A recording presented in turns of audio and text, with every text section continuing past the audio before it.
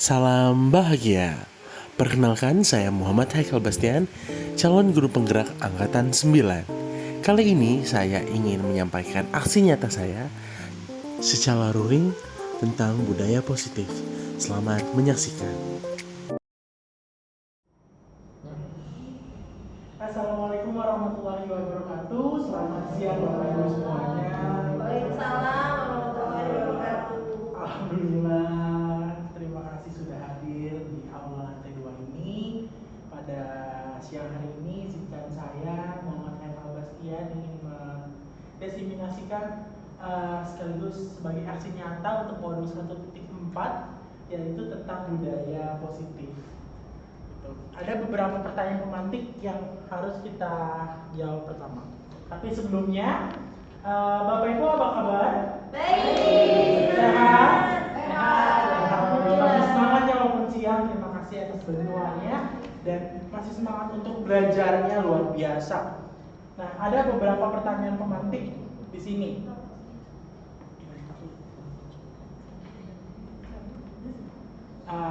Di sini ada tiga pertanyaan memantik. Yang pertama itu hukuman setuju atau tidak? Setuju. Hukuman dapat mendisiplinkan. Siapa yang setuju? Setuju. Siapa yang tidak setuju? Oh, nggak ada. Setuju semua. Oke. Kedua, pemberian hukuman dengan hal positif seperti membaca atau membersihkan halaman sekolah dapat meningkatkan disiplin anak. Setuju atau tidak? Setuju. Oh, setuju. Oh, Adi setuju. 10. Oke.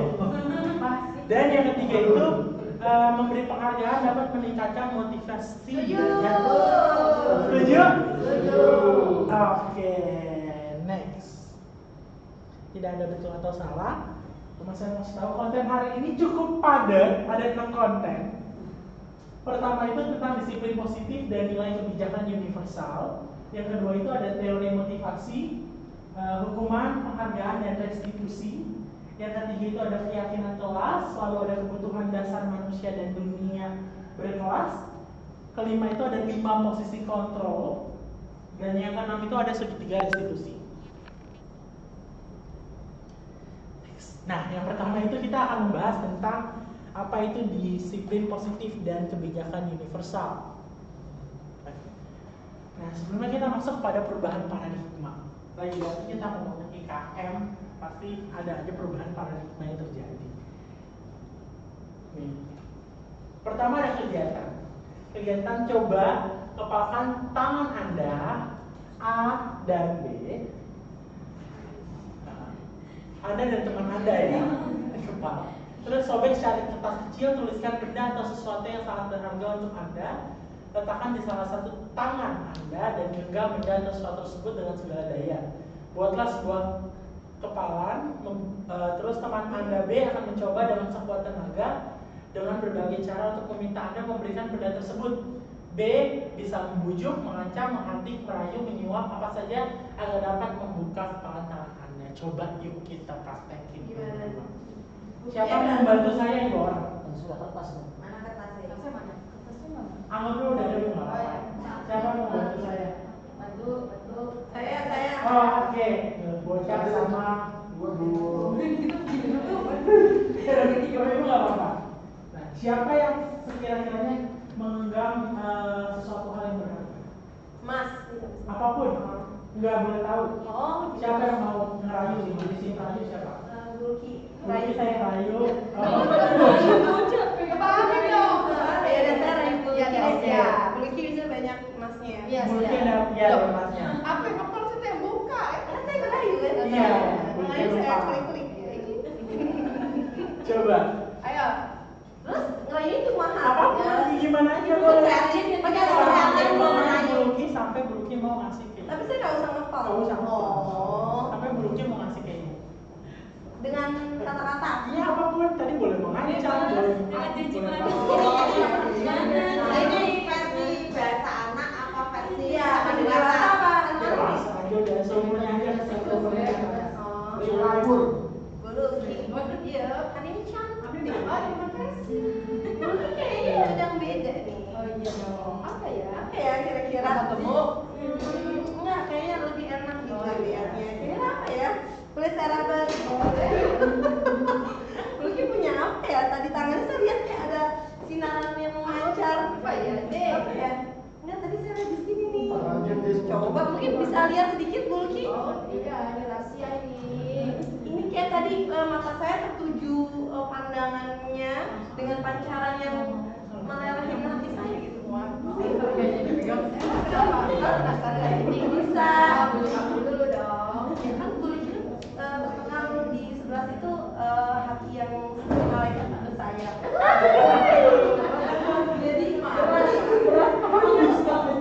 Jadi pasti dong, mau dong lihat-lihat izin. Kan sama saya CS nih. Lupa ya, kita kan pernah berpetualangan walaupun hanya 5 jam. Kenapa tidak memberinya? Tapi ini rahasia, ini tidak boleh nih. Kalau Saya tuh kamu memaksa, aku nggak akan kasih. rahasia kan? Rahasia. Ya apa, sedikit aja. Itu kayaknya sinarannya memanggil saya tuh dengan hati yang saya pengen buka gitu. Kasih nggak ya? Bulky kan percaya sama saya kan orang ini, orang percaya lah. Nah, gitu. Coba boleh dikit satu jari mungkin. Jari? 2 jari. Oke, satu jari ya. Karena kamu baik. Apa Satu jari ya. Satu jari. Pacaran belum keluar tuh kayaknya Bu. Coba jujur ya Bu. Nggak bisa telunjuknya.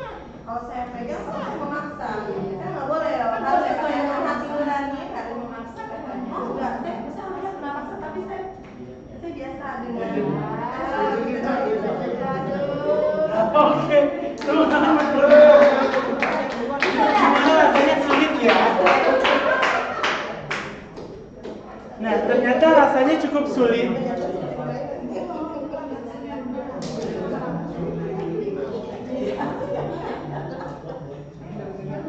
Nah, agak sulit ya ternyata buat ngerayu gitu ya. Nah ini dia sebenarnya hal ini perubahan paradigma stimulus dan teori kontrol atau teori pilihan. Terus kita harus mau tahu siapa sih sesungguhnya yang memiliki kontrol. Terus hubungannya apa tuh tadi? Ini dia. Oh. Siapa yang memiliki kontrol yang sebenarnya? Apakah sih yang punya rahasia atau yang meraih? Yang punya kontrol. Ya. Yang punya kontrol buka atau enggak gitu. Ya, siapa? Yang punya rahasia. Punya rahasia ya. Nah, stimulus responnya. Nih kan tadi Bu Ocha coba untuk mengubah orang agar berpandangan sama dengan Bu Ocha dalam artian buka dong, gue mau lihat gitu kan. Tapi sebenarnya kalau teori kontrolnya itu sebenarnya kita lagi berusaha untuk memahami pandangan orang lain tentang dunia. Ini secara globalnya dilihatnya seperti itu. Nah, agak sulit gitu ya. Menarik garis merahnya. Terus perilaku buruk dilihat sebagai suatu kesalahan. Tapi buat teori kontrol yang sekarang itu sebenarnya semua perilaku itu ada tujuannya. Kayak tadi apa yang dilakukan itu sebenarnya ada tujuannya. Tujuannya apa sih? Gue tuh mau tahu, ya kan? Apa yang digenggam, yang dirahasiain itu mau apa? Mau tahu. Mau memiliki sih. Terus dia orang lain bisa mengontrol saya. Di sini, lu kan berperan hanya saya yang bisa mengontrol diri saya sendiri. Dalam artian Mempengaruhi. Iya, tidak terpengaruhi. Terus saya bisa mengontrol orang lain, kata Bulky. Anda tidak bisa mengontrol saya, iya kan? Ternyata kuat gitu Bulky-nya nggak ke bawah. Terus ada pemaksaan ada pada saat bujukan gagal. Tadi dari bujuk-bujuk ada sedikit pemaksaan kan, untuk membuka juga. Tapi sebenarnya yang terjadi adalah kolaborasi dan konsensus untuk menciptakan pilihan baru. Dalam artian kalau nanti dibuka, nanti saya akan menjaga rahasia ibu dulu.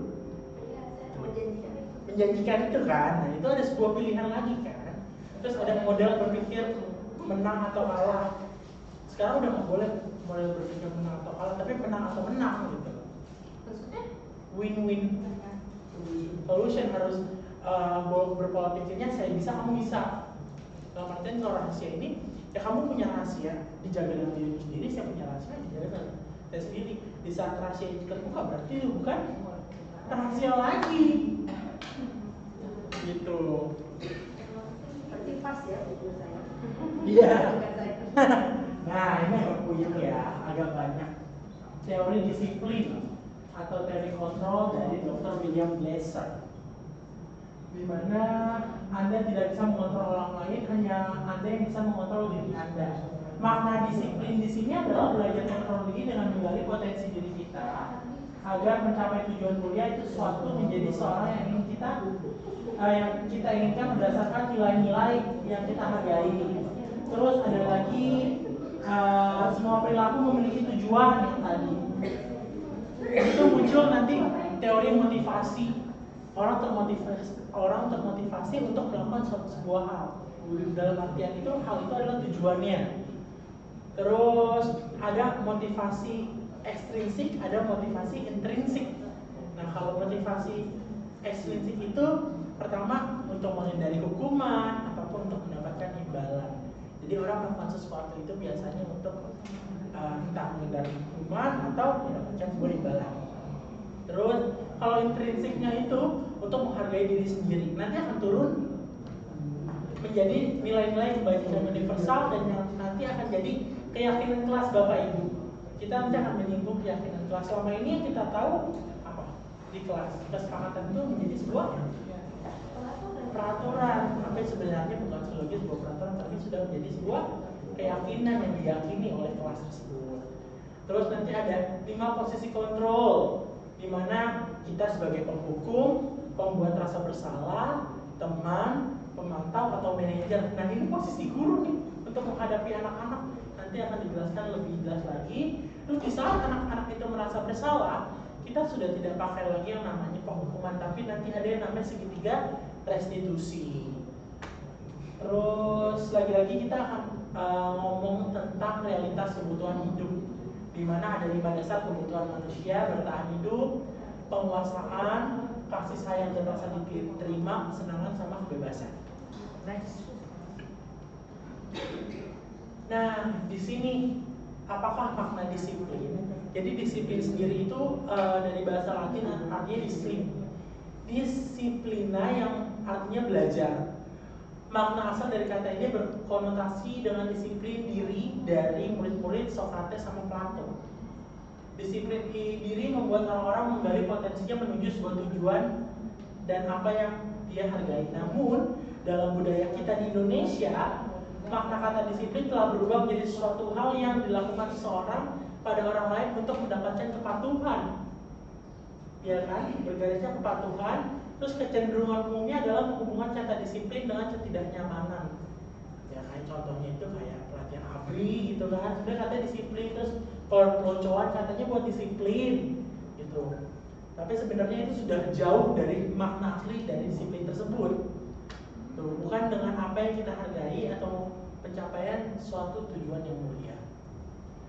Next. Nah kan tadi kita akan belajar ke nilai-nilai universal. Nilai-nilai universal itu adalah nilai-nilai kebajikan, sifatnya positif gitu. Sifatnya positif dengan tujuan mulia yang ingin dicapai setiap individu. Dia itu bersifat universal, lintas bahasa, suku bangsa, agama maupun latar belakang. Dalam artian nilai-nilai ini, nilai-nilai positif ini bisa dipakai sama semuanya. Yang pertama itu setiap perilaku perbuatan memiliki suatu tujuan. Dan saya yakin bahkan manusia hidup di dunia ini ada punya tujuan gitu ya kan. Nah, terus dengan mengaitkan nilai kebijakan yang diyakini seorang, maka motivasi intrinsiknya terbangun sehingga menggerakkan motivasi dari dalam untuk mendapatkan capai tujuan mulia yang diinginkan. Jadi setiap orang, setiap manusia hidup punya tujuan dan kita punya motivasi untuk merealisasikan tujuan tersebut, ya kan? Kira-kira tujuan hidup saya tuh mau ini loh, gitu. Terus juga nilai-nilai kebijakan yang dicapai setiap anak Indonesia kita kenal dengan profil pelajar Pancasila. Pada akhirnya kita ingin memunculkan profil pelajar Pancasila. Ada berapa? Ibu? 6. Masih ingat berarti 6. Terus ada beriman, bertakwa pada Tuhan Yang Maha Esa, berakhlak mulia, mandiri, bernalar kritis, berkebinekaan global, bergotong royong dan kreatif. Betul, berarti ada 6. Pada akhirnya tujuannya ke situ gitu. Bahkan semua agama pun semua ras sukunya pun akan bermuara pada hal-hal yang sifatnya universal. Dalam artian kayak kita beriman, kita percaya pada Tuhan Yang Maha Esa, bertakwa kepada Tuhan Yang Maha Esa, terus kita juga menjadi sosok yang mandiri. Terus kita berpikir menalar segala sesuatu yang ada dengan kritis. Terus berkebinekaan global dalam artian kita menerima semuanya dengan menyaring segala sesuatu hal yang datang untuk kita. Terus bergotong royong. Percaya kita bukan manusia yang apatis, yang sendiri, kita tetap butuh bantuan orang lain, manusia non sosial. Sepertinya sekarang ini saya sedang butuh bantuan Bapak Ibu semua, dan alhamdulillah Bapak Ibu membantu saya. Terus juga kreatif. Kreatif adalah dimana kita menjalani hidup itu sendiri sebenarnya. Cara kita melaluinya untuk mencapai sebuah tujuan yang tadi di awal. Next.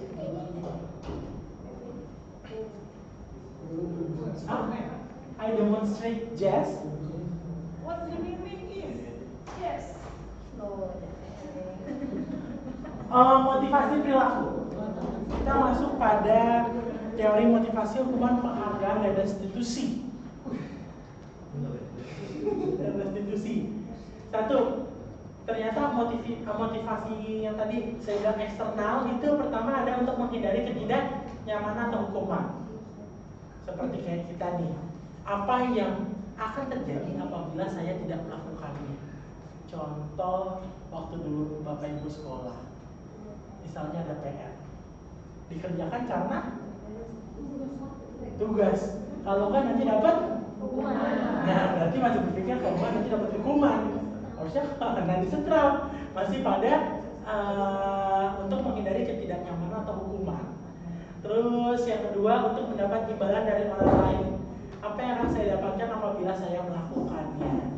Di saat Bapak Ibu sudah mengerjakan sesuatu hal waktu sekolah, terus dapat nilai rapot yang bagus, rata-rata orang tua pasti ngasih imbalan, walaupun tidak semua ya, tapi rata-rata seperti itu.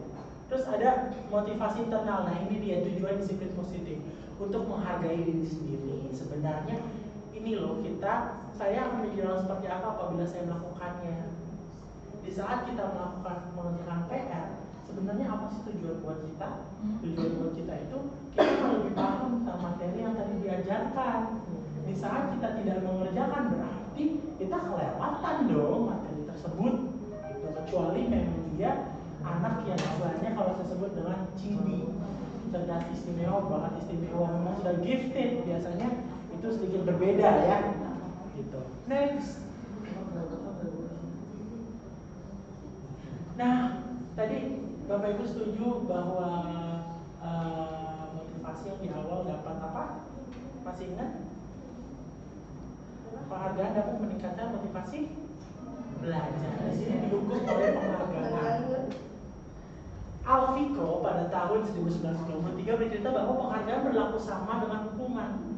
Dalam arti meminta dan membujuk seorang untuk melakukan sesuatu untuk memenuhi suatu tujuan tertentu dari orang yang meminta atau membujuk. Dorongan eksternal dan akan ada faktor ketergantungan dan ada beberapa dampak dari pemberian penghargaan. Nah, ternyata tidak ada bedanya pemberian penghargaan sama hukuman sebenarnya. Gitu, kayak kita memberi hadiah, itu sebenarnya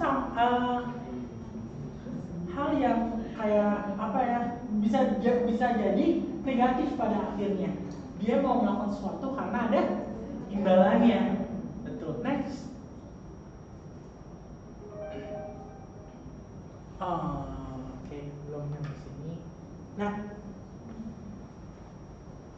tadi kayak dia mau melakukan sesuatu itu karena ada imbalannya secara khusus. Secara khusus ada imbalannya baru mau melakukan. Nah, dihukum oleh penghargaan ini tuh berpengaruh pada jangka panjang dan jangka pendeknya. Terus penghargaan itu menghukum. Terus penghargaan juga sebenarnya bisa dikatakan jadi suatu hal yang tidak efektif pada akhirnya. Terus penghargaan merusak hubungan. Dalam artian kadang banyak anak yang mendapat sebuah penghargaan itu merasa lebih jumawa lah, ada seperti itu. Terus juga penghargaan menurunkan kualitas, dalam artian yang tadi saya bilang ingin melakukan sesuatu karena ingin dapat sesuatu. Jadi kalau ada sesuatu ya nggak mau ngelakuin. Gitu. Terus penghargaan juga mengurangi motivasi intrinsik tadi. Sebenarnya kita melakukan itu tujuannya untuk apa sih? Untuk diri kita sendiri. Jadi nggak berpikir itu, berpikirnya udah kayak yang lain aja. Yang penting kualitas tugas selesai, nggak dapat hukuman, kita juga nggak ditegur sama atasan, hal-hal seperti itu. Next, bagaimana? Tapi hal itu bisa kita lakukan dengan bentuk-bentuk program kebajikan atau apresiasi. Dalam memberi apresiasi pengakuan perlu diingatkan bahwa pertama, beri pengakuan itu harus secara khusus. Terus juga beri pengakuan itu secara pribadi. Jadi nggak usah tuh orang lain tahu. Kalau memang dia bagus, ya sampaikanlah ke orang tersebut bahwa dia bagus. Gitu. Terus beri pengakuan kepada semua murid secara bergantian. Dalam artian semuanya itu sama. Semua kalian sudah bagus. Dan saya yakin setiap bapak ibu di saat melakukan sesuatu hal sudah selesai pasti anak-anak dibilang pinter, baik, bagus, good job, hal-hal seperti itu. Nah itu harus diperlakukan dengan sama. Terus juga ada fokus pada proses. Sama seperti halnya P5, kita fokus pada proses. Apa sih yang kita kembangkan? Bukan proyeknya, tapi profil pelajar Pancasila anak ini berkembang apa tidak? Itu kan, itu sebenarnya yang kita kembangkan. Next, nah, di sini ada yang namanya hukuman dan konsekuensi. Kita mau main tebak-tebakan. Kira-kira menurut Bapak Ibu ini tuh hukuman apa konsekuensi sih? Gitu ya. Yang pertama itu mencatat 100 kali di dalam buku kalimat saya tidak akan terlambat lagi karena terlambat ke sekolah. Itu hukuman atau konsekuensi? Karena terlambat ke sekolah akhirnya dia menulis buku. Hukuman? Oke, hukuman. Yang kedua, lari mengelilingi lapangan basket 2 kali karena terlambat hadir di sekolah. Hukuman apa konsekuensi? Hukuman. Yang ketiga, murid diminta push up 15 kali karena tidak menggunakan masker ke sekolah. Hukuman. Ada konsekuensi, ada hukuman. Kita lihat nanti ya. Terus menggantikan kertas tugas teman yang telah dicoret-coret, konsekuensi. Yang ketiga, membersihkan tumpahan air di atas meja tulis karena tersenggol, konsekuensi. Murid disuruh untuk sebenarnya ada kata tidak mengenakan sepatu sehari di sekolah karena tidak mengenakan sepatu hitam. Konsekuensi. Ada yang konsekuensi, ada hukuman. Kita lihat. Terus lari mengelilingi lapangan basket 2 kali karena terlambat 10 menit untuk pelajaran PJOK. Hukuman. Oke, next kita buka apakah betul semua hukuman konsekuensi. Nggak ada kan? Oke, kita bahas satu aja. Jadi, hal yang pertama, mencatat 100 kali dalam buku kalimat saya tidak akan terlambat lagi karena terlambat ke sekolah adalah sebuah hukuman. Betul, ini adalah sebuah hukuman. Karena kalau menjadi sebuah konsekuensi, misalnya saya datang ke sekolah, saya terlambat ke sekolah sebanyak 5 kali dalam 1 minggu. Akhirnya saya menulis 100 kali di dalam buku kalimat saya tidak akan terlambat lagi karena sudah terlambat 3 kali dalam 1 minggu. Itu konsekuensi. Jadi ada penjelasannya, ada kesepakatan sebelumnya. Iya, karena terlambat 3 kali, 2 kali. Jadi kayak itu ada konsekuensi yang guru dan murid sepakati. Terus lari mengelilingi lapangan basket 2 kali karena terlambat hadir di sekolah, ini adalah hukuman. Betul, hukuman. Terus murid diminta untuk push up 15 kali karena tidak menggunakan masker ke sekolah. Hukuman. Ini masuknya ke hukuman. Ini hukuman.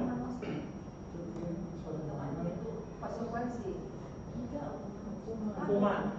Terus mengganti kertas, tugas teman yang telah dicoret-coret, konsekuensi. Clear ya yang ini. Terus membersihkan tumpahan air juga konsekuensi. Clear. Murid disuruh untuk tidak mengenakan sepatu seharian di sekolah karena tidak memenuhi kartu hitam. Hukuman. Lari mengelilingi lapangan basket 2 kali karena terlambat 10 menit untuk pelajaran PJOK. Konsekuensi. Gitu. Ini masuk konsekuensi. Ke konsekuensi. Next. Nah, ini adalah perbedaan yang terjadi. Kalau hukuman itu adalah sesuatu hal yang menyakitkan, harus terjadi. Jadi yang menyakitkan dan harus terjadi. Sedangkan kalau konsekuensi adalah sesuatu yang harus terjadi, tidak dengan menyakitkannya. Terus membuat anak sakit fisik untuk jangka waktu lama, itu adalah hukuman. Tapi membuat anak merasa tidak nyaman dalam jangka waktu pendek adalah konsekuensi. Terus anak membenci kedisiplinan. Di sini adalah anak menghargai kedisiplinan. Terus adanya paksaan. Di sini ada paksaan. Di sini adalah stimulus dan tanggapan. Terus mendorong anak menyakiti diri sendiri itu adalah hukuman. Tapi mendorong anak agar mudah menyesuaikan diri itu adalah konsekuensi. Terus konsep diri yang buruk itu adalah hukuman. Tapi konsep diri yang baik adalah konsekuensi. Anak belajar untuk menyembunyikan kesalahan itu adalah hukuman. Tapi anak belajar untuk mematuhi peraturan itu adalah konsekuensi. Marah, rasa bersalah, dipermalukan dan merasa tidak dihargai itu adalah hukuman.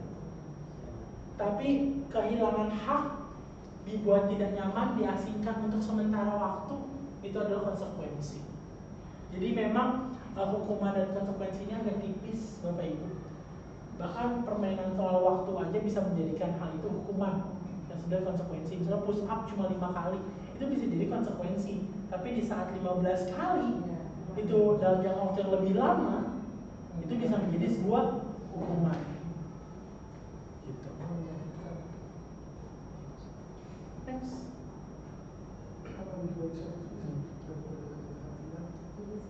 Oh, ini yang tadi nih perbedaannya. Next, Pak Dharma. Nah, kita muncul kepada yang namanya restitusi. Restitusi adalah proses menciptakan sebuah kondisi bagi murid untuk memperbaiki kesalahan mereka. Jadi kita membuat kondisi murid untuk memperbaiki kesalahan dirinya sendiri, sehingga mereka bisa kembali pada kelompok mereka dengan karakter yang lebih kuat. Restitusi juga merupakan proses kolaboratif yang mengajarkan murid untuk mencari solusi untuk masalah mereka dan membantu murid berpikir tentang orang seperti apa yang mereka inginkan dan bagaimana mereka harus memperlakukan orang lain. Jadi intinya memperlakukan manusia seperti memanusiakan manusia. Di saat dia buat salah, jadi bukan lagi kita yang menegur dia, tapi kita hanya mengingatkan, kamu tahu nggak bahwa ini salah? Tahu apa kesalahan kamu? Dia berani tuh untuk mengungkapkan kesalahan dia. Dan nanti dia itu menawarkan restitusi, dalam arti menawarkan solusi. Berarti saya tidak boleh melakukan ini ya Pak. Nanti saya salah, saya harus ini. Tuh. Next, Pak Dharma. Agak kecil banget. Jadi hukuman itu bukan sebuah hal yang dikatakan disiplin, tapi disiplin itu punya dua, ada konsekuensi dan ada restitusi. Seperti tadi hukuman itu yang menyakitkan, restitusi itu adalah kesadaran diri sendiri. Oh, Untuk gimana gak kuat memperbaiki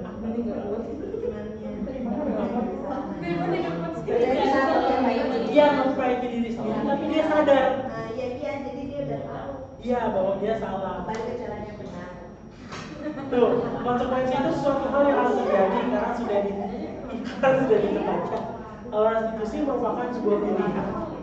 Oh, dia merupakan pilihan. Iya, terus tidak nyaman untuk murid, untuk anak atau jam. Terus restitusinya menguatkan untuk murid atau anak dalam jangka waktu panjang. Dalam konsekuensi korban bisa diabaikan di saat dia sudah salah, berarti dia menjadi korban selesai. Tapi kalau di restitusi, korbannya dapat digantikan dalam artian nama baiknya dapat dipulihkan, nama baik anaknya dapat dipulihkan. Terus, murid dibuat tidak nyaman dalam konsekuensi. Tapi kalau sudah mulai ke restitusi, murid akan mendapatkan penguatan. Dia sudah tahu dia salah, kita sudah memberikan bahwa dia salah, setelahnya kita kuatkan. Jadi kalau salah, ya udah kamu salah. Itu nggak gitu, tapi dikasih itu penguatan. Oke, kali ini kamu salah karena kamu melakukan hal ini A, B, C, D. Besok kamu tidak boleh lagi membuat sebuah kesalahan tersebut karena kamu sudah tahu. Terus kalau memerlukan monitoring dan supervisi terus-menerus dari guru. Kayak misalnya anak itu sudah dapat SP 1, 2, 3 gitu terus-menerus. Tapi kalau sudah masuk ke restitusi, dia sudah bisa bertanggung jawab dengan dirinya sendiri. Dia sudah paham bahwa yang saya lakukan salah dan saya tidak akan mengulanginya lagi. Jadi menimbulkan rasa bertanggung jawab. Terus kalau di restitusi, kalau di hukuman itu berlaku hanya pada sebuah institusi dan tidak berlanjut pada kehidupan nyata, pada restitusi itu membantu penerapan mengikuti peraturan dalam masyarakat, dan pada restitusi itu fokus memecahkan masalah dalam jangka waktu panjang. Jadi dia bisa berpikir lebih luas, dia bisa menawarkan sebuah solusi buat gurunya. Coba contohnya dong Pak Eka, ini kayaknya Contohnya sebenarnya ada kayak misalnya kemarin Putri tidak membawa topi. Murid Putri, Bapak mendengar dari guru bahwa Putri tidak membawa topi. Terus Putri berkata, iya Pak Haikal, aku lupa tidak membawa topi. Apa sebab di rumah tidak ada yang mengingatkan? Aku salah. Nah disitu Putri paham bahwa aku salah. Ya, betul. Ya, kita kan sudah punya kesepakatan kelas bahwa setiap hari Senin saat upacara harus pakai apa? Jadi nanti menyebutkan pakai topi, pakai dasi, pakai gesper, pakai sepatu. Terus sekarang apa yang tidak kamu pakai? Salah satunya topi. Lalu apa yang harus kamu lakukan? Jadi dia udah tahu tuh. Iya. Kalau dia salah dia harus ngapain? Iya, harus ngapain dalam artian saya bersedia untuk menerima konsekuensinya. Bukan Bukan hukuman. hukuman. Saya bersedia untuk menerima konsekuensinya. Contohnya? Konsekuensinya misalnya kesepakatan itu betul dari kesepakatan keyakinan kelas. Di saat dia tidak mematuhi peraturan untuk upacara, dia akan minta pertama misalnya menghapus papan tulis di hari tersebut. Itu bukan hukuman tuh, Konsekuensi karena sudah ada kesepakatan di awal. Ada izin komuninya. Betul. Terus kalau hukuman itu nih, peraturannya adalah kamu harus gitu, itu hukuman. Tapi kalau ke konsekuensi apa peraturannya, bahasanya sudah seperti itu. Mampukah kamu melakukannya? Sama ada terima kasihnya. Nah, kalau di restitusi apa yang kamu yakini? Saya yakin di saat saya tidak pakai topi, saya akan terkena panas matahari. Saya kepanasan, jadi pusing, kayak gitu. Terus apa yang bisa kamu lakukan untuk memperbaiki masalah ini? Kita menawarkan, anak itu akan menawarkan beberapa solusi. Solusinya misalnya, saya akan membantu ibu mencuci piring, contoh ya. Saya akan membantu bapak masukkan motor. Iya, Berarti harus tertulis ya Pak Eka keyakinan kelas tuh. Apa cuma sekadar lebih kepada harus sudah mendarah daging. Kalau ya dalam artian sudah membudaya, kan kita akan ke budaya positif dalam artian. Tapi awalnya pasti Ditulis dulu untuk beberapa anak, ditulis dan digambarkan. Terus murid akan membenci peraturan. Murid itu akan membenci peraturan. Tapi kalau di konsekuensi itu anak menghormati peraturan. Tapi kalau udah di restitusi, anak atau murid akan menghormati dirinya dan orang lain. Dalam artian dia salah, dia tahu dia berbuat seperti ini, dan dia juga tahu bahwa apa yang dia perbuat berdampak pada orang lain. Gitu. Next, pada apa? Keyakinan kelas. Kita muncul pada keyakinan kelas. Lalu gede-gede.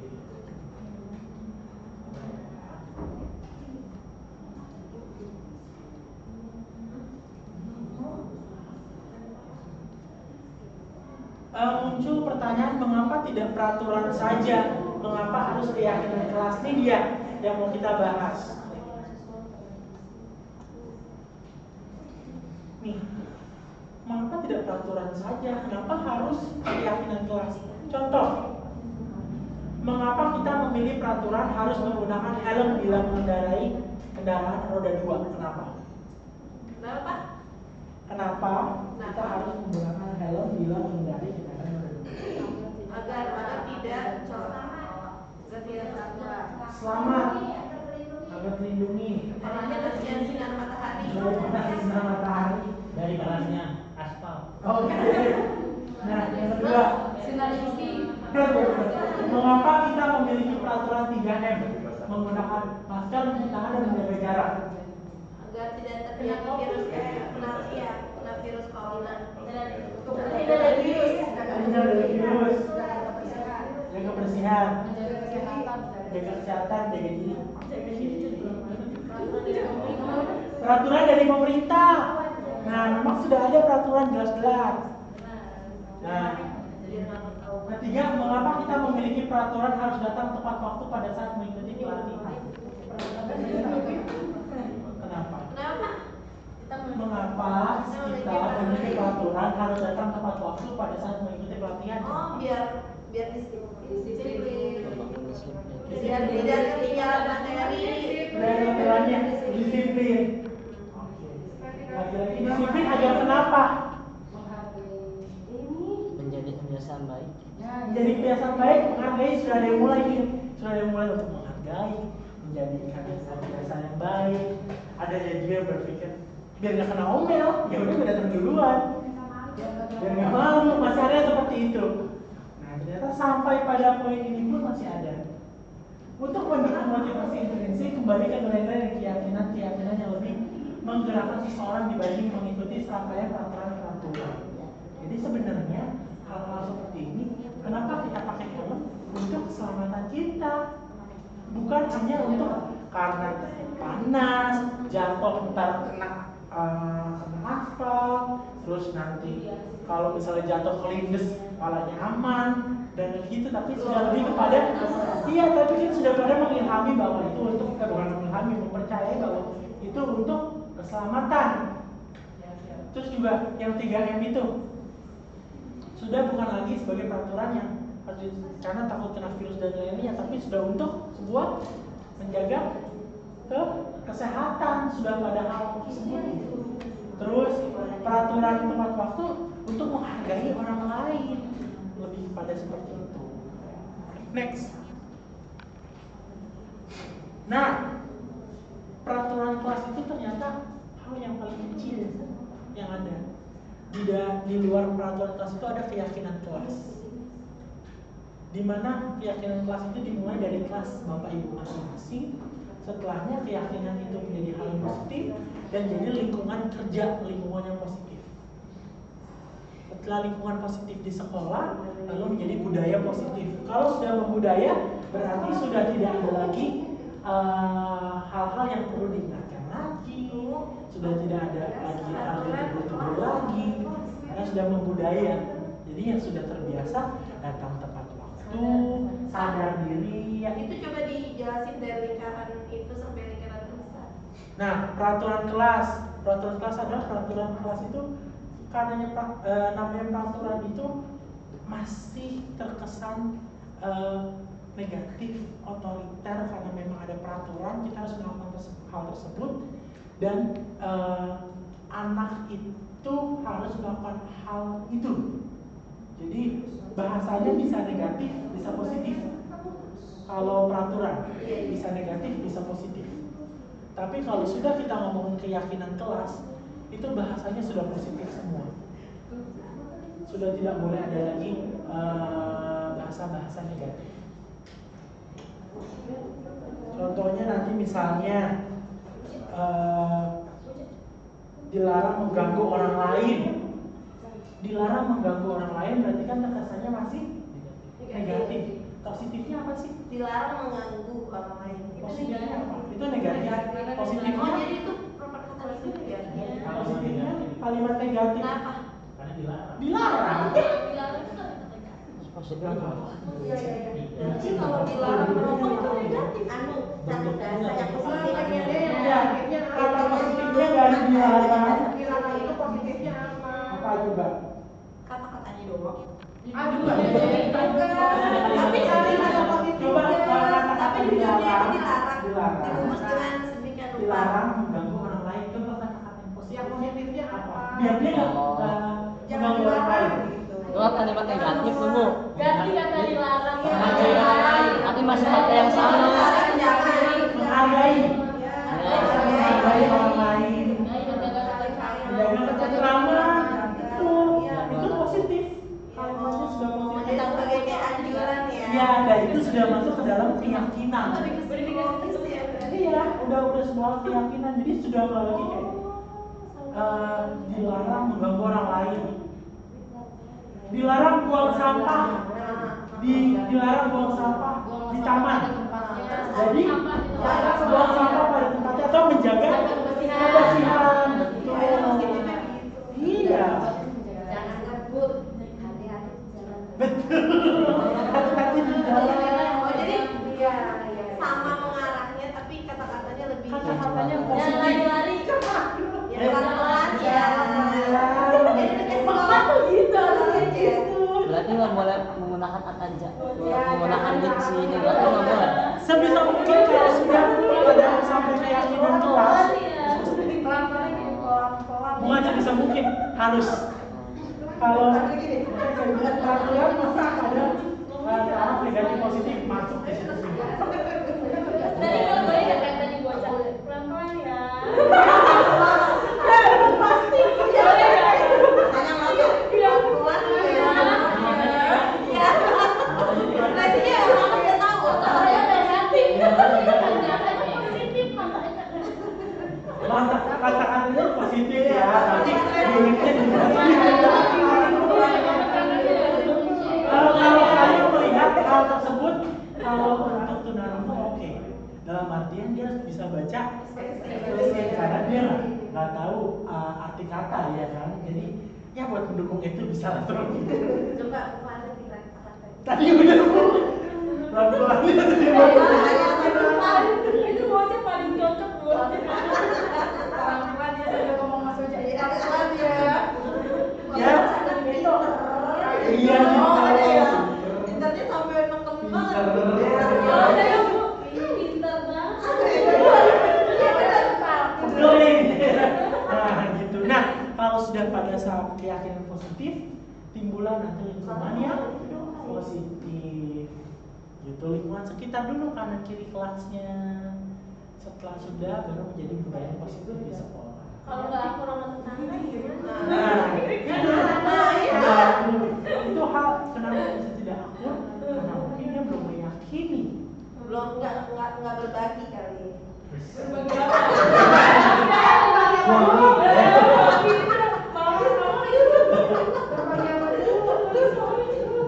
Kalau suami, nggak heran kalau suami. Berarti dia kan berbagi sama suami. Next, nih, ini agak sedikit sulit. Kegiatan pendalaman keyakinan kelas dengan tabel T, Y, dan T dan Y. Tabel Y itu ini nih. Ada yang terdengar, terlihat, berperilaku. Kalau tabel T itu ada hormat, bekerja, diterima, dan dimiliki. Tampak seperti, tidak tampak seperti. Nanti ada contohnya. Hormat itu kami meyakini bahwa sangat penting untuk menghormati semua orang, dan barang milik orang lain. Bekerja itu kami meyakini bahwa sangat penting untuk mengerjakan segala pekerjaan atau mengikuti kegiatan yang telah ditugaskan. Diterima dan dimiliki itu lebih kepada kami meyakini bahwa sangat penting untuk merasa diterima pada suatu kelompok yang saling peduli satu dengan yang lainnya. Coba kita mulai dari rasa hormat. Kami meyakini bahwa sangat penting untuk menghormati semua orang dan barang dari orang lain. Terdengarnya seperti apa? Satu orang bicara misalnya seperti Coba. menghormati orang lain. Ya, terima kasih. Terdengarnya seperti tolong ya, bisa kan? Tolong ya, permisi, siapa yang bilang? Permisi, bisa. Terus menghormati barang orang lain. Boleh saya pinjam? Terdengar seperti itu. Terus kalau terlihatnya seperti apa kalau menghormati orang lain? Boleh pinjam bunga apa ya? Terlihatnya kayak berempati kepada orang lain. Terus tadi yang mau minjam barang orang lain harus gimana tuh? Memegang barang orang lain dengan izin, harus izin. Itu terlihatnya harus gitu. Terus senantiasa berbuat baik. Terus juga sama-sama menghormati, berarti saling berbagi juga bisa hal tersebut. Terus berperilakunya seperti apa kalau menghormati orang? Tersenyum. Betul. Terus apa lagi? Memberikan apa? Kalau datang selamat. Sapa pagi. Dadah.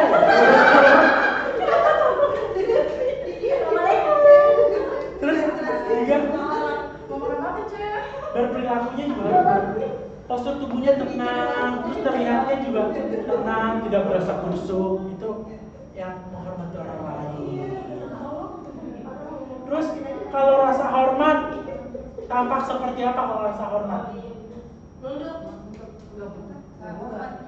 Datang tepat menghormati waktu, datang tepat waktu. Tidak tampak sepertinya berarti kalau tampak sepertinya itu datang tepat waktu, tidak tampak sepertinya apa? Terlambat. Sering hadir terlambat. Terus kalau misalnya tampak sepertinya itu menyapa teman dan guru setiap hari, sapa pagi, kan terlihat kan, tampak kan hormat. Tidak tampaknya gimana? Ada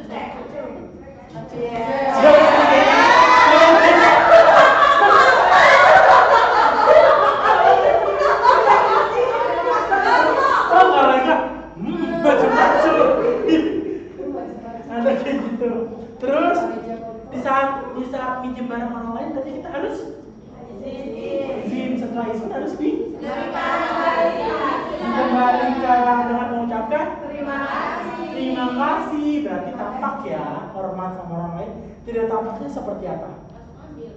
Langsung ambil. Udah gitu nggak mau Ya langsung tinggalin aja. Itu terjadi sama saya pun terjadi. Minjem gunting ditaruh di atas.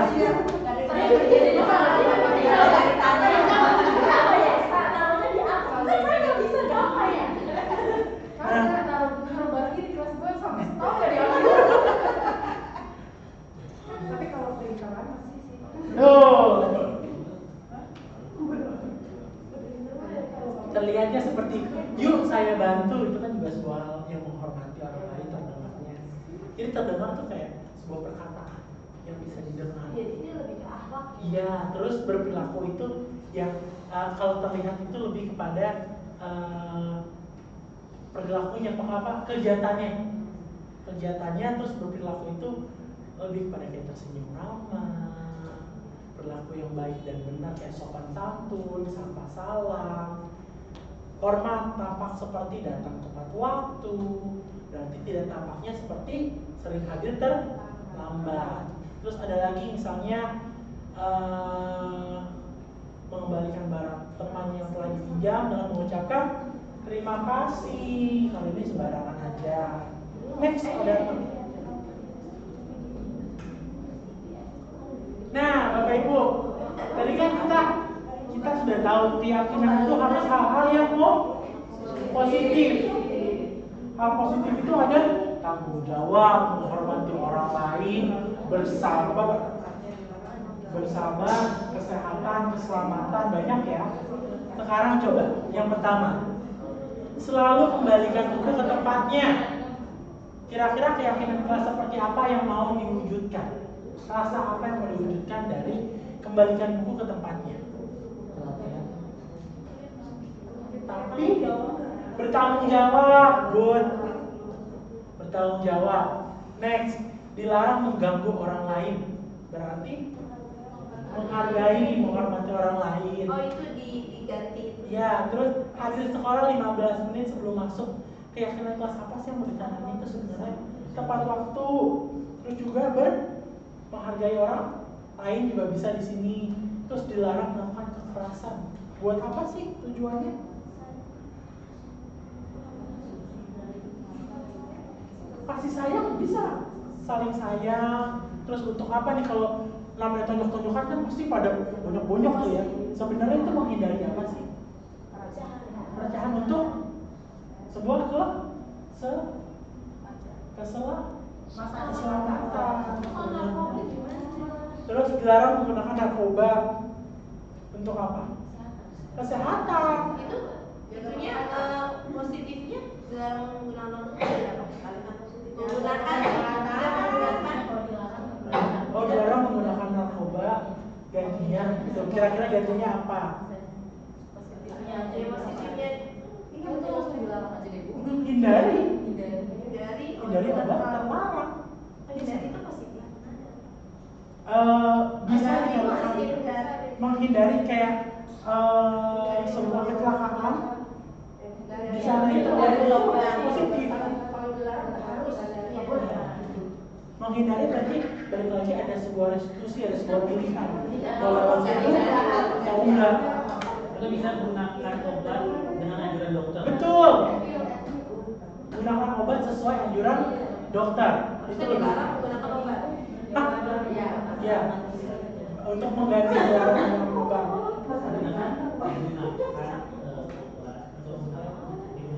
Terus ini bergantian atau menunggu giliran, kira-kira apa? Apa bergantian menunggu giliran? Antri untuk apa tuh? Antri melatih apa? Kesabaran, betul. Gunakan masker. Kesehatan, apa lagi? Kebersihan. Terus karena ada COVID kita pakai masker dia.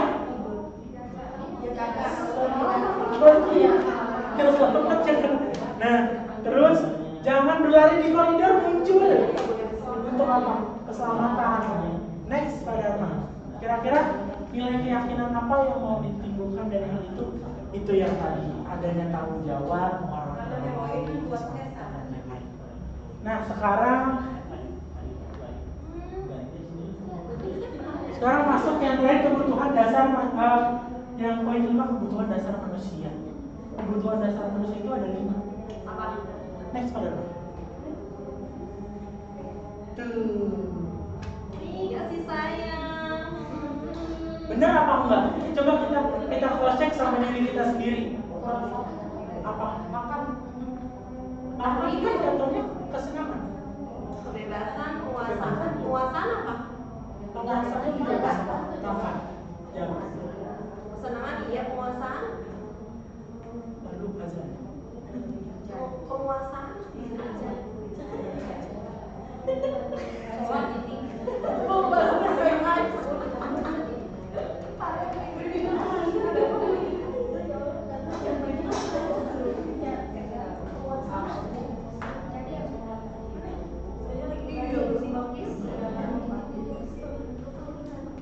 Perkembangan yang itu bertahan. Perkembangan yang itu bertahan hidup.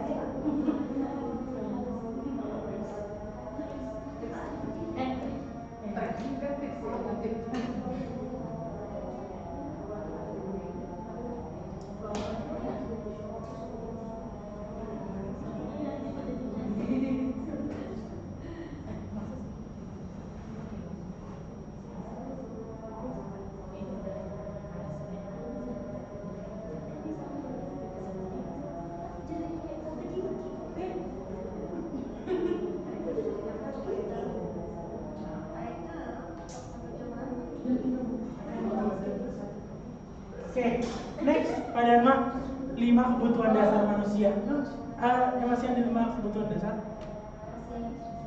Ini ada 2 Satu sama belum selesai adanya. sampai koma tuh lama tahu. Kan belum jadi juga. Udah. Tadi bentuknya beda kali. Enggak, ini masih. Ya dong. Masih itu beda. Ya masih kita cuma 1 ya sebetulnya. Aduh ya.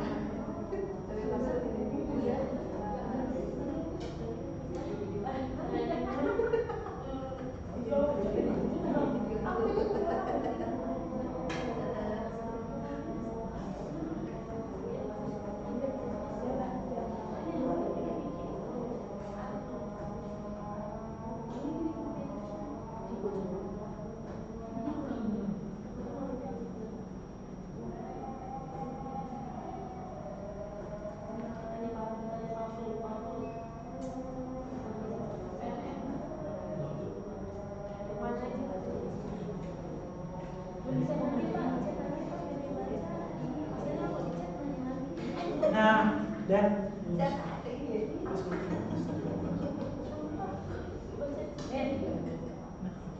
Oke, lanjut kebutuhan dasar manusia. Yang pertama itu adalah rasa Kasih kasih sayang. sayang dan rasa Mereka suruh kita diterima. yang ngomong coba. Oke, yang kedua apa? Kedua penguasaan, Dan yang ketiga, kebebasan, yang keempat, ketenangan, dan yang kelima yang di tengah, bertahan hidup. Makan ya. bertahan hidup, makan, meneruskan ke Keturunan. masuk ke sini semua nih. Ya, kan kita udah jangan sampai kayak gitu. Kesenangan, jangan lupa. Ternyata kita butuh holiday, kesenangan. Ya, terus butuh rasa kasih sayang diterima pulang ke rumah, ketemu keluarga. Terus penguasaan dan artian power, kita punya power, kita punya andil untuk diri kita sendiri. Oh, buat kita. Ya, terus kebebasan. Kita juga punya kebebasan mau melakukan suatu hal. Lanjut, kita cepetin. 5 posisi kontrol. Nah, ini yang Bapak Ibu guru lakukan. Kira-kira Bapak Ibu guru nih, penghukum, pembuat rasa bersalah, teman, pemantau atau manajer. Kira-kira Bapak Ibu di kelas sudah melakukan hal yang mana atau sering melakukan hal yang mana? Apakah menjadi penghukum? Apakah menjadi pembuat rasa bersalah? Apakah menjadi teman? Apakah menjadi pemantau? Apakah menjadi manajer? Teman, bocah langsung bilang teman. Teman, pemantau, manajer. Oke. Tahun ini. Tahun kemarin ada di penghukum. Oke. Emang bisa digorong gitu Pak? Bisa. Bukan itu tergantung guru menempatkan diri. Nih, di saat dia guru berbuat ya. Pertama, motivasinya guru berbuat. Di saat menghukum, guru akan menghardik, menunjuk-nunjuk anaknya, terus menyakiti dan menyindir. Pernah nggak hal itu kita lakukan? Berarti kita pernah dalam posisi menghukum. Terus membuat merasa bersalah. Kayak misalnya pada akhirnya Bapak tuh kecewa banget sama kamu gitu. Ibu tuh kecewa banget sama kamu. Nah, itu sekarang kita lagi ada di posisi pembuat rasa bersalah pada anak. Teman membuat alasan-alasan untuk muridnya. Terus pemantau, menghitung dan mengukur. Gitu. Terus manajer mengajukan pertanyaan-pertanyaan. Berarti kalau manajer itu ranking. Iya, lebih pada kita, kenapa sih kamu nak? Kok bisa seperti itu? Terus agak lembut ya. Terus kalau guru berkata, nah guru berkata, kalau kamu tidak melakukannya, awas ya, rasakan nih bocah hukum. Bocah sering nggak kayak gitu? Sering. Bocah hukum ya soalnya. Awas aja ya, awas ya. Kalau nggak ada ibu. Berarti bocah di posisi pak. Awas ya. Bu, pulang bu. Udah pulang, sana pulang, bawa tasnya. Berarti itu membuat rasa bersalah. Akhirnya kan gak jadi pulang. Iya. Pulang bu, pulang. Berarti Pulang. kelasnya ya. Berarti tergantung. Didiknya. Kemarin kan juga bilang, kalau di SLB agak beda nih. Kalau di sekolah umum, dia itu bisa memunculkan sendiri. Kalau di SLB itu terkadang harus lihat trigger dari hal yang negatif. Jadi dia muncul kesadaran bahwa itu tidak betul. Harus perlu penekanan ininya. Gitu. Kalau teman, ayo lakukan demi ibu. Sebenarnya bisa menjadi alternatif terakhir kita apa namanya kayak misalkan kita kan mencoba dulu kan dengan bukan bentuk ancaman atau apa, tapi ketika misalkan ternyata ini masih gini anak baru Nanti terakhir ya, apa gitu ya. ini akan menjadi pilihan utama ketika misalkan ada kasus ini langsung diberi ancaman, tapi kan kita lihat dulu pendekatannya yang lebih baik sebagai bagaimana, tidak ada perubahan pendekatan gimana pendekatan akhirnya kita melihat apakah kita coba pakai pendekatan ini ya, kayak misalkan kayak kita kayak fisik aja itu bisa jadi dihindari oleh kita, tapi bagi anak yang dia tidak tahu bagaimana rasa sakitnya ketika dipukul, itu perlu ada pembelajaran kan. Harus dipukul. Ya, ketika menanam konsep, tapi kan bukan berarti mukul itu alternatif hukuman agar anak mengerti. Kan bisa dulu dengan pendekatan verbal, dan ketika misalkan anak ini yang ngerti nih, dan juga kayaknya sudah menjadi ancaman untuk teman-temannya.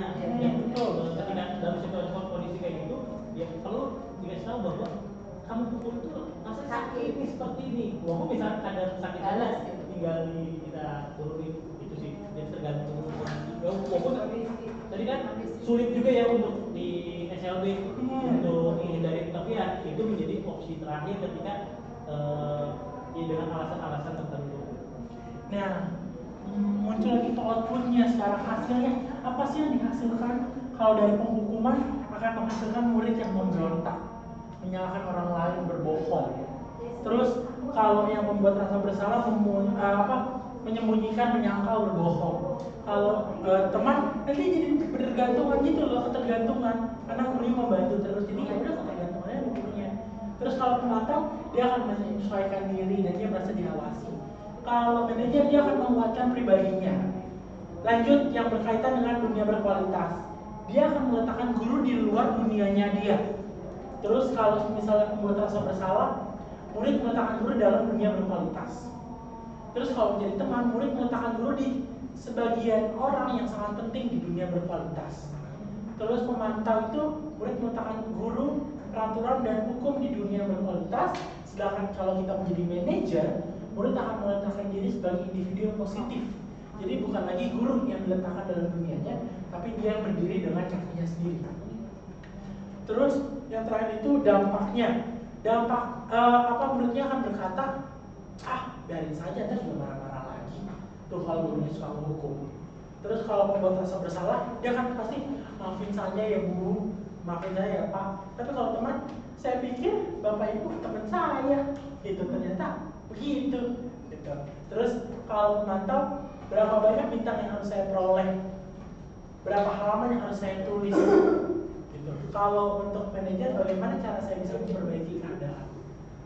Terus dampak pada muridnya itu kalau misalnya pemimpin akan membuat kesalahan, pembuat rasa bersalah akan merasa rendah diri, teman itu akan menjadi lemah, terus dia tidak mandiri, bergantung, Terus kalau pemantau itu menitik beratnya pada sanksi dan hadiah. Yang tadi kita sudah sepakat sebenarnya sanksi dan hadiah itu bukan hal yang baik untuk mereka, tapi lebih harus kepada sebuah restitusi, sebuah pilihan akan apa yang mereka perbuat. Terus kalau manajer, anak murid itu akan mengevaluasi diri bagaimana cara memperbaiki diri. Next, pada segitiga restitusi. Nah ini dia segitiga restitusi. Nah, segitiga restitusi ini ada 3 Bapak Ibu. Yang pertama itu kita akan menstabilkan identitas dulu. Setelahnya itu kita memvalidasi kebutuhannya. Menanyakan keyakinan, baru memvalidasi kebutuhan. Pertanyaan-pertanyaan yang muncul di saat orang itu berbuat salah, kalau di menstabilkan identitas itu, setiap orang pasti melakukan sebuah kesalahan. Kamu bukan satu-satunya yang pernah melakukan ini. Terus setelah sudah menstabilkan identitas, orang itu nyaman, terus dia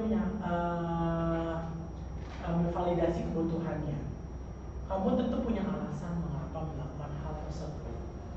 Terus adakah cara yang lebih efektif untuk mendapatkan apa yang kamu butuhkan?